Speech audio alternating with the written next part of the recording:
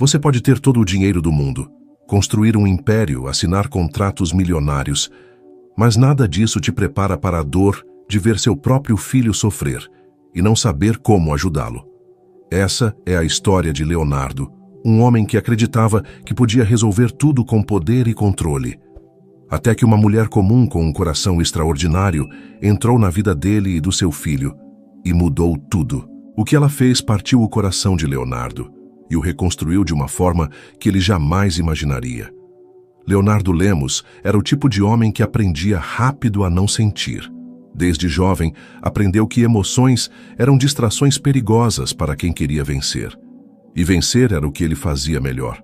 Aos 42 anos, era dono de uma das maiores redes de clínicas de reabilitação do país, acumulando uma fortuna invejável e o respeito de todo o meio médico, mesmo sem ser médico. Ele era um estrategista, um visionário, e por trás de tudo isso, um homem profundamente sozinho. O que ninguém sabia é que toda a sua motivação nascia de uma tragédia. 5 anos antes, sua esposa, Amanda, havia falecido durante o parto do único filho do casal, Lucas. Uma complicação inesperada, segundos de silêncio na sala de cirurgia, e a vida dele se partiu em 2 metades, antes e depois. O bebê nasceu com uma lesão cerebral que comprometeu parte de sua mobilidade. Nunca se soube ao certo se foi pela demora no parto ou por um erro médico, mas Leonardo jamais procurou culpados. No fundo, achava que a culpa era dele.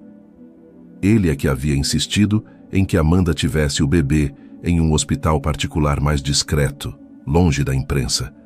Ele é que tinha colocado o sigilo acima da segurança. Desde aquele dia, Leonardo se tornou uma fortaleza. Passou a viver para o trabalho e a afundar em compromissos. Criou um quarto clínico para o filho em casa, com os melhores aparelhos, contratou fisioterapeutas, terapeutas ocupacionais, enfermeiros e pedagogos. Mas ele mesmo mal conseguia encarar o filho nos olhos. Lucas era uma criança doce, silenciosa, de olhos grandes e cheios de expressão. Precisava de cuidados constantes, mas mais do que isso, precisava de algo que Leonardo não sabia dar: presença. Nos raros momentos em que ficavam sozinhos, o pai se perdia. Tentava brincar, mas não sabia como. Lia livros com voz neutra, comprava brinquedos caros que Lucas mal conseguia usar. Às vezes ficava apenas sentado ao lado da cama, olhando para o menino como se esperasse uma resposta que nunca vinha. As paredes da casa eram silenciosas, os corredores frios como o hospital. A vida de Leonardo se resumia a decisões, contratos, viagens, reuniões e a constante sensação de que faltava algo, algo essencial, mas invisível. Ainda assim, ele se convencia de que estava fazendo o seu melhor. Estou garantindo o futuro dele, repetia para si mesmo como uma prece vazia, como se dinheiro fosse suficiente para preencher o vazio que havia crescido entre os dois desde o nascimento. Até aquele momento, Leonardo não sabia que seu coração, blindado por camadas de dor, culpa e racionalidade, estava prestes a ser tocado. Não por uma fortuna, não por um sucesso a mais, mas por alguém que ele ainda nem conhecia. As manhãs na casa de Leonardo seguiam uma coreografia exata. Enfermeiros chegavam pontualmente às 7. A fisioterapeuta batia a porta às 9. O café da manhã era servido em silêncio por funcionários treinados para serem eficientes e invisíveis. Tudo funcionava com precisão. Tudo, menos o essencial.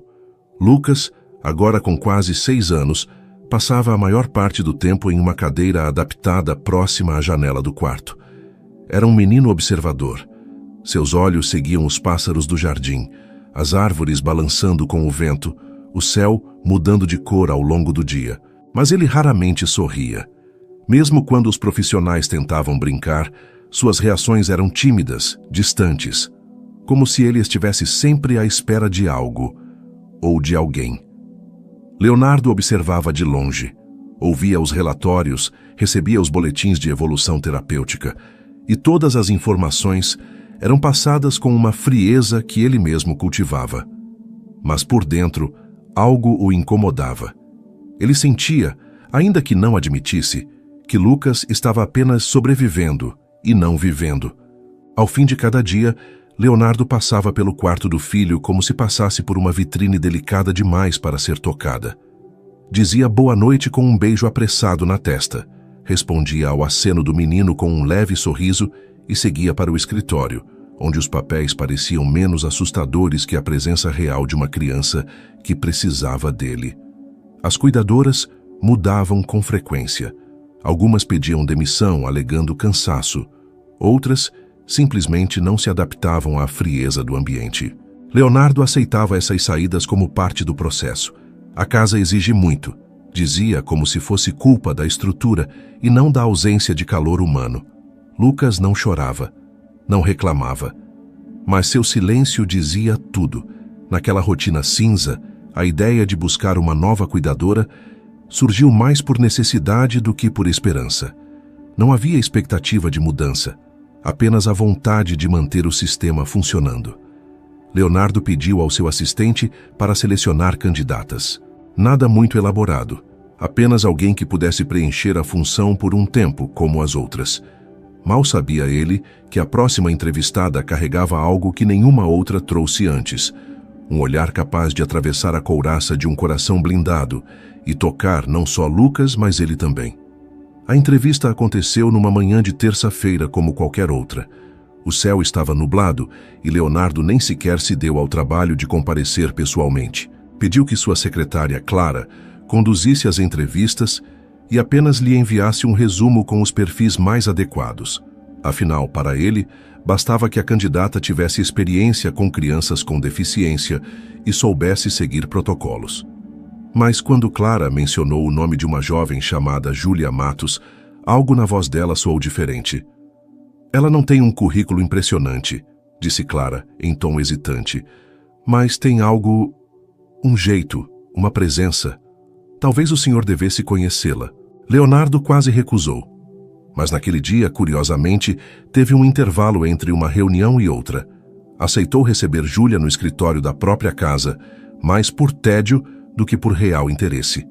Ela entrou com passos calmos, vestindo roupas simples e um cabelo preso com um elástico de pano. Não parecia nervosa, tampouco arrogante. Carregava nos olhos uma serenidade desconcertante e, na postura, uma leveza que destoava completamente do ambiente sisudo da mansão. Bom dia, Sr. Leonardo, disse ela com um leve sorriso. Obrigada por me receber. Ele a observou com atenção, procurando sinais de fragilidade ou despreparo. Mas Júlia não se abalava com o silêncio dele. Era como se estivesse acostumada a enfrentar muros altos com paciência. Você tem experiência formal? Perguntou direto, folheando o currículo vazio de títulos. Trabalhei por 3 anos cuidando de uma menina com paralisia cerebral, respondeu tranquila. Ela era minha irmã. Leonardo levantou os olhos. Não esperava por isso. E o que aconteceu com ela? Júlia respirou fundo. Ela se foi, mas me deixou uma missão que eu nunca deixei de seguir. As palavras ficaram no ar, suspensas como algo que não precisava de explicação. Leonardo se inclinou na cadeira, cruzou os braços e manteve o olhar fixo nela. Pela primeira vez em muito tempo, ele não soube o que dizer. Por que quer esse trabalho? Perguntou, tentando retomar o controle da conversa. Porque eu acredito que carinho também reabilita. E porque, quando olhei para o seu filho na foto que me mostraram, senti que ele precisa mais do que cuidados técnicos. Foi naquele momento que Leonardo sentiu algo diferente. Não era desconfiança nem simpatia.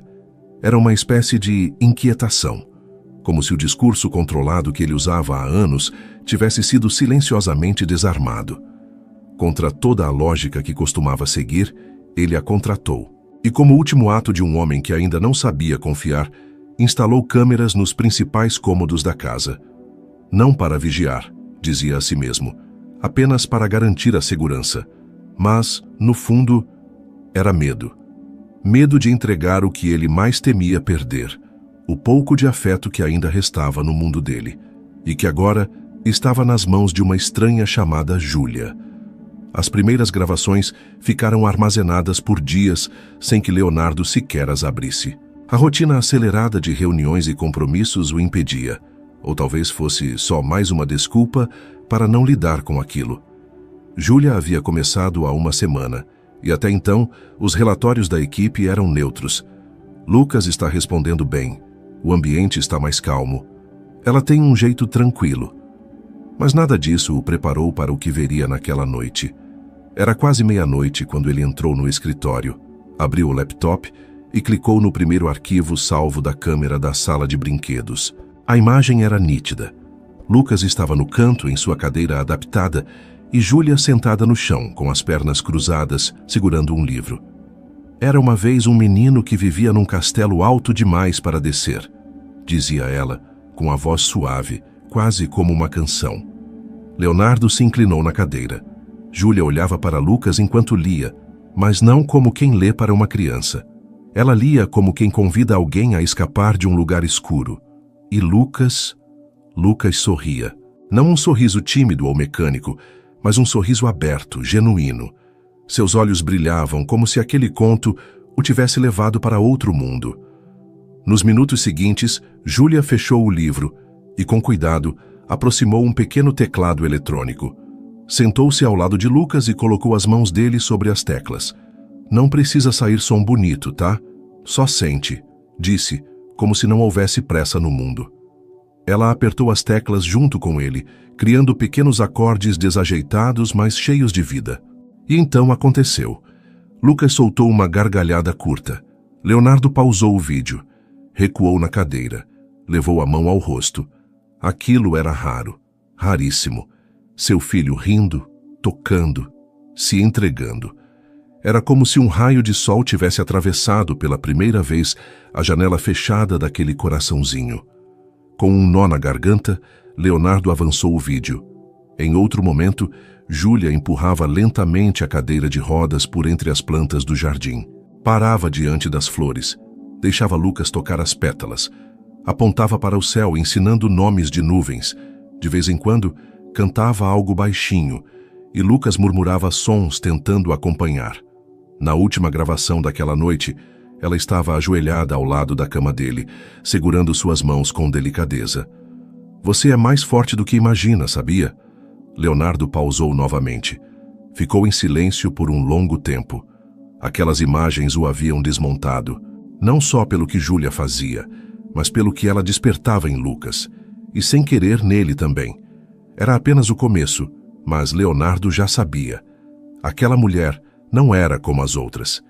Ela não preenchia um espaço na casa. Ela estava preenchendo, silenciosamente, o vazio dentro deles. Os dias seguintes pareciam os mesmos para quem via de fora. A mesma casa espaçosa, os mesmos horários, os mesmos profissionais entrando e saindo, mas havia algo sutil, quase imperceptível, mudando ali dentro. Era o som. Pela primeira vez em anos, a casa deixava de ser silenciosa.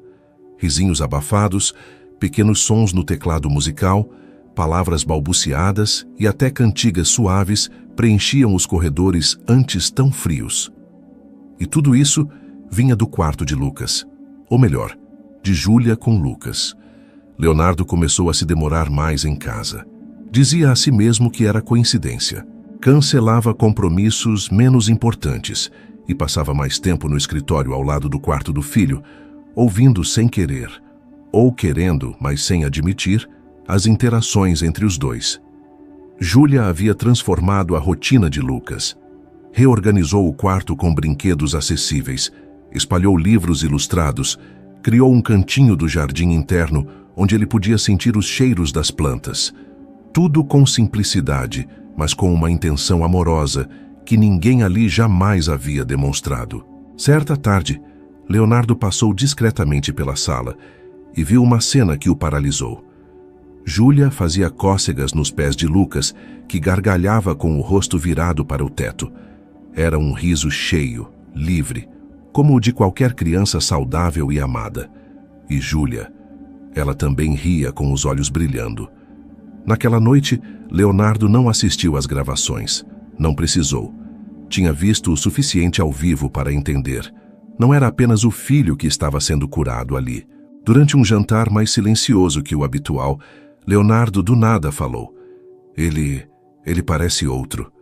Com você. Júlia sorriu, sem se gabar. Ele não é outro, Sr. Leonardo. Ele só precisava de permissão para ser ele mesmo. Leonardo assentiu, com um leve aperto no peito. Estava diante de uma verdade que nunca quis encarar. Talvez, no fundo, o silêncio de Lucas fosse um reflexo do seu próprio. A partir dali, os olhares entre ele e Júlia começaram a durar mais do que o necessário. As conversas, antes formais, se estendiam além do trivial. O que ainda não tinha nome já começava a nascer. Devagar, como tudo que é real. O inverno chegou com suas manhãs nubladas e tardes preguiçosas. As plantas do jardim já não tinham o mesmo vigor, mas o interior da casa de Leonardo, curiosamente, parecia mais vivo do que nunca. Lucas agora respondia a estímulos com mais clareza. Começava a formar palavras simples como água, genuflor e, para surpresa de todos, Ju, seu jeito carinhoso de chamar Júlia. Os médicos notaram progresso não apenas físico, mas emocional. Leonardo, sempre cético com elogios, não conseguia mais negar o que estava diante dos seus olhos. Numa dessas tardes frias, ele convidou Júlia para tomar um café na varanda. Era uma área da casa que ele próprio raramente usava, mas naquele dia queria conversar sem pressa, sem papéis, sem interferências. Queria entender quem era, de fato, aquela mulher que havia mudado sua vida, e a do filho, em tão pouco tempo. Você parece ter um dom com crianças, comentou, olhando para o jardim, sem encará-la diretamente. Já pensou em trabalhar com isso profissionalmente? Ela sorriu discreta. Já pensei, sim, mas às vezes a vida te ensina primeiro na prática, e só depois você descobre o nome do que aprendeu. Leonardo olhou para ela, curioso. Júlia hesitou por um instante, depois continuou. Minha irmã se chamava Mariana. Tinha paralisia cerebral. A gente era muito grudada. Ela não falava, não andava, mas me dizia tudo com os olhos. Cuidar dela me ensinou a ver além do que as palavras mostram. Leonardo se inclinou ligeiramente interessado. E seus pais? Meu pai nos deixou quando éramos pequenas. Minha mãe fazia o que podia, mas foi duro. Mariana morreu com 9 anos. Uma infecção. Podia ter sido evitada, mas o hospital demorou demais para atender. Era pública, superlotada. Você sabe como é. O silêncio que se seguiu foi pesado, mas não do tipo desconfortável. Era um silêncio cheio de respeito. Leonardo sentiu um nó na garganta. Nunca imaginou que aquela mulher tão doce e firme tivesse enfrentado tanta dor. Eu prometi para ela que nunca deixaria uma criança como ela se sentir sozinha no mundo, concluiu Júlia, com a voz baixa. Leonardo levou alguns segundos para responder. E você tem cumprido essa promessa? Com excelência. Ela sorriu com os olhos marejados. Obrigada. Mas eu não faço isso por reconhecimento. Faço porque faz sentido. Foi nesse instante que Leonardo percebeu. Não era apenas o carinho dela por Lucas que o tocava. Era sua coragem, sua história, sua humanidade. Naquela tarde, algo dentro dele se rearranjou. Júlia não era mais apenas a babá. Ela era uma mulher que conhecia a dor. E mesmo assim, escolhia o amor todos os dias. E ele começava a desejar ser parte disso também. As semanas seguintes pareciam ter encontrado um equilíbrio quase perfeito. Júlia, agora totalmente integrada à rotina da casa, era mais do que uma cuidadora. Era o elo entre Leonardo e Lucas. Era a ponte que ele jamais conseguiu construir sozinho. E talvez por isso, o que aconteceu naquela tarde tenha soado tão absurdo. Júlia o chamou no escritório. Esperava por ele com as mãos entrelaçadas e um olhar que misturava serenidade com tristeza. Preciso conversar com você, Leonardo, disse, evitando contato visual. Ele sentiu um arrepio. Não era comum ela interrompê-lo no trabalho, muito menos com aquela expressão. Pode falar, respondeu tentando parecer calmo. Eu decidi ir embora. A frase caiu no ambiente como uma explosão silenciosa. Leonardo levou alguns segundos para processar. O quê? Eu agradeço por tudo. Por ter confiado em mim, por me permitir cuidar do Lucas, mas acho que é hora de eu seguir em frente. Ele se levantou lentamente, o peito apertado. Mas... por quê? Está acontecendo alguma coisa? Não. É só que eu comecei a sentir demais. E não sei se isso é justo com vocês. Comigo. Ela tentou sorrir, mas falhou. Eu entrei aqui como cuidadora. Mas hoje, eu sinto como se fizesse parte dessa família. E isso me assusta, Leonardo. Porque não era o plano. Leonardo ficou em silêncio. O que poderia dizer? Que ela também havia mexido com ele? Que sentia sua falta mesmo quando ela ainda estava ali? E o Lucas? Perguntou por fim, com a voz embargada. Ele sente a sua presença como nunca sentiu a minha. Júlia fechou os olhos por um instante. Eu sei, e é por isso que dói tanto ir embora. Ela entregou uma carta de agradecimento, coisa simples, mas feita com carinho. Disse que ficaria até o fim da semana para garantir uma transição tranquila. Leonardo a observou sair da sala com o coração em pedaços. Nunca havia sentido uma ausência doer antes mesmo da partida acontecer. E naquela noite, quando tentou contar a Lucas que Júlia iria embora, o menino apenas desviou o olhar e chorou. Foram apenas 3 dias sem Júlia, mas para Leonardo e Lucas pareceram meses. A casa voltara ao antigo silêncio. Os corredores estavam novamente frios. As músicas que antes ecoavam discretamente dos cômodos desapareceram. E Lucas havia se fechado. Evitava o olhar do pai, recusava alimentos, se mostrava inquieto durante as terapias. Os profissionais estranharam a regressão súbita, mas Leonardo sabia exatamente o que estava acontecendo. Ela fazia falta, para o filho e para ele. No 4º dia, ao entrar no escritório, Leonardo viu a cadeira onde Júlia costumava sentar-se ao final do expediente. Ela havia deixado uma manta ali. Estava dobrada com cuidado. Ele pegou o tecido com as mãos e sentiu o perfume suave que ela usava. E desabou. Naquela noite, Leonardo não foi para o escritório. Ficou ao lado de Lucas, deitado sobre o tapete do quarto, tentando fazer o filho sorrir. Mas não conseguiu. O menino parecia ter voltado à estaca zero. Foi então que ele tomou uma decisão. Na manhã seguinte, deixou todos os compromissos cancelados. Pegou o carro sozinho e dirigiu até a casa modesta, onde Júlia havia mencionado que morava com a mãe. Bateu à porta, nervoso como um adolescente, prestes a confessar um amor guardado há muito tempo. Júlia abriu. O susto foi visível, mas ela não disse nada. Apenas o encarou. Eu não sou bom com palavras, começou ele, mas eu preciso dizer uma coisa antes que você desapareça da nossa vida de vez. Ela respirou fundo, esperando. Eu passei anos achando que podia resolver tudo com dinheiro. Mas você me mostrou algo que ninguém nunca me mostrou. Você me ensinou que amor não se dá com presentes, nem se compra com salários.